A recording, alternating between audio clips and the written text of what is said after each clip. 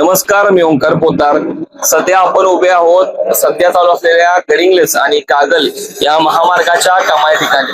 या कामा ठिकाणी यायचे कारण म्हणजे सध्या मुरगुडमध्ये जे नळ पाणी योजनेचं जे काम चालू आहे, ते कामाचं जी गुणवत्ता आहे किंवा जे त्याचं काम झालं होतं ते योजना जर फेल गेली आहे अशी लोकांच्या सूर आल्यानंतर काल नगरपालिकेच्या जनरल मध्ये देखील हा विषय नगरसेवकांना ताणून धरल्यानंतर त्या ठिकाणी थर्ड पार्टी ऑडिट करण्याचं हे निश्चित करण्यात आलं होतं. खरं बघायला गेलं तर हे काम उघडं पडलेलं आहे.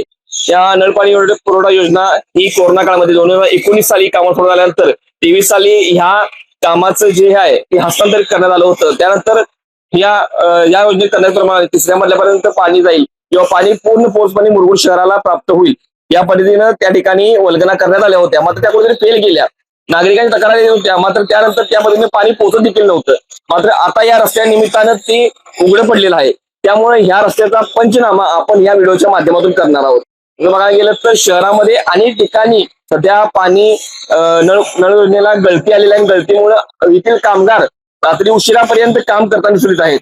हे कुणाचं अपयश म्हणता येईल आणि याकडे आता प्रशासन लक्ष देणार काय आणि खरंच याचं ऑडिट होणार काय याकडे आता मुरुडकरांचं लक्ष आहे. नवीन Suzuki e Access electric scooter silent, smooth आणि स्टायलिश, आरामदायक सीट, डिजिटल फीचर्स आणि रोजच्या वापरासाठी परफेक्ट कम्फर्ट, एक चार्ज आणि शहरभर निश्चिंत राईड, कमी खर्च, शून्य प्रदूषण. आजच मोहिते सुझुकी कावळा नाका, मोहिते सुझुकी उद्यमनगर आणि मोहिते सुझुकी साने गुरुजी शोरूमला भेट द्या.